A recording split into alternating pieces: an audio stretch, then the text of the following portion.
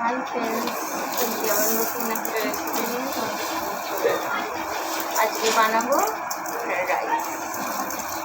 তো রেডি করছি। প্রথমে চালটা ভিজিয়ে নিই। একটি স্টেপ শুরু হবে, চালটা ভিজিয়ে নিই আর কি।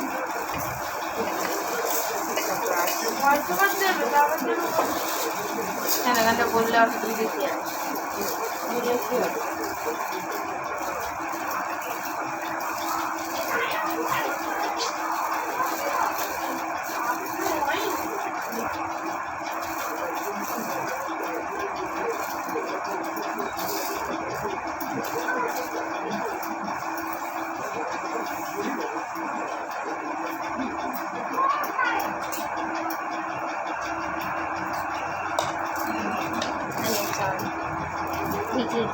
চালটা ভিজিয়ে দিয়ে আবার নেক্সট স্টেপে চালটা ভিজিয়ে দিয়েছি। ফাইনালি ভিজতে থাকুক, আমি অন্যদিকে অন্য কাজগুলো করতে থাকি।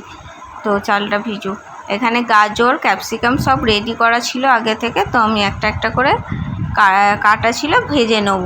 আমি রাইস ব্র্যান অয়েলে ভাজছি, তোমরা তোমাদের ইচ্ছা মতো ভাজতে পারো। আর ভাজার সময় একটু করে নুন দিয়ে দেবে, তাতে দেখবে তাড়াতাড়ি ভাজা হয়ে যাবে।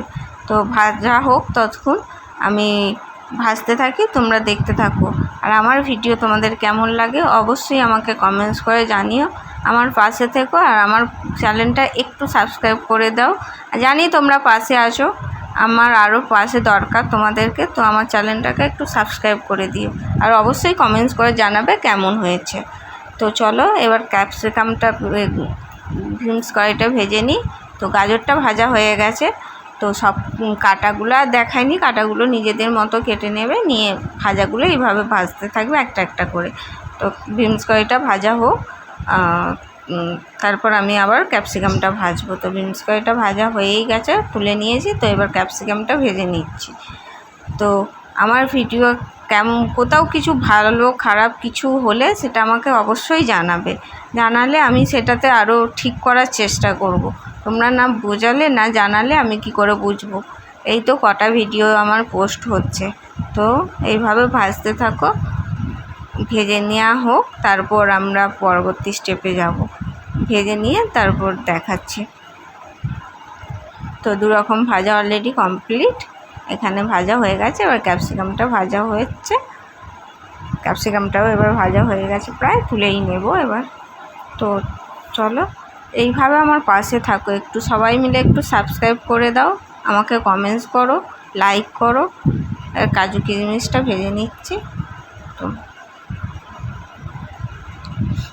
দারচিনি, লবঙ্গ, ছোটো এলাচ, তেজপাতা একটু তেলে নেড়ে নিলাম, নিয়ে সব রকম কমপ্লিট ভাজা। এখানে মা বললো কাটে ভাতটা আমি করে দিচ্ছি, অনেকটা ভাত তো ওর মধ্যে আমি সব দারচিনি, লবঙ্গ, ছোটো এলাচ দিয়ে তেলটা দিয়ে নুনটা দিয়ে দিলাম। তেলটা দেওয়ার একটাই কারণ, ভাতটা যাতে না জড়িয়ে যায়। আর অনেকটা ভাত, অনেকজন আসবে, সেই জন্যে। যে ভাতটা প্রায় কমপ্লিটের দিকেই মা বলল দেখে নে তুই, আমি ওইসব ভাত দেখতে পারি না, একটু শক্ত শক্ত নাবাতে হয়, তো মাই ভাত দেখতে পারে না, সেই জন্য আমি দেখে মা ফ্যানটা ঝরিয়ে দেবে, অনেকটা ভাত তো চলো ফ্যানটা ঝরিয়ে দিয়ে মা আমাকে দিয়ে গেল, বললো নে এবার তোর কি কাজ আছে তুই কর, আমি এবার এগুলোকে মিক্সড করে নেবো। অনেক লোক আসবে বলে বাড়িতে, ওই জন্য অনেকটা ভাত, তো মা ওই জন্য বললো আমি তোকে সবটা করে দিচ্ছি, ফ্যান ঝরিয়ে দিচ্ছি, তুই এই দিকটার কাজটা কমপ্লিট। এবার মিক্সড করে নেবো, নিয়ে এবার ঘিটাকে একটু গালিয়ে নিয়েছিলাম। এবার ঘিটা গালিয়ে নিয়ে এবার ঘিটাকে আস্তে আস্তে দিতে থাকবো। গরম তো বাটিটা, ওই জন্য একটু ধরার জন্য অসুবিধা হচ্ছিলো। তো ঘিটা অল্প অল্প করে দিয়ে দেবো, খুব বেশি আমি ঘি দিই না বাড়ির যেহেতু। তো এইভাবে স্টেপ বাই স্টেপ রান্নাটা করবে, দেখবে তোমাদেরও ভালো লাগবে। আর যেহেতু রাইস, ওতে একটু মিষ্টি না হলে ভালো লাগে না। যে যেরকম মিষ্টি খাও একটু পরিমাণ মতো একটু চিনি দিয়ে দেবে, দেখবে ভালো লাগবে। তো চিনিটা দিয়ে দিলে মিষ্টি মিষ্টি, রাইস তো একটু মিষ্টি হয়, তো এইভাবে দিয়ে করবে, দেখবে ভালো লাগবে। আর আমার পাশে থেকো সবাই একটু। তো ফাইনাল লুক দেখো রাইসটা। আর রাইসের সঙ্গে চিকেন কষা হয়েছিল, চিকেনটাও মা করেছিল, সেটার ভিডিও করা হয়নি। তো আমার পাশে থেকো, আমাকে সাপোর্ট করো, সবাই সাবস্ক্রাইব করে দিও, লাইক কমেন্টস অবশ্যই করো। তো টাটা বাই বাই। আর চাটনি লাস্ট পাতে। তো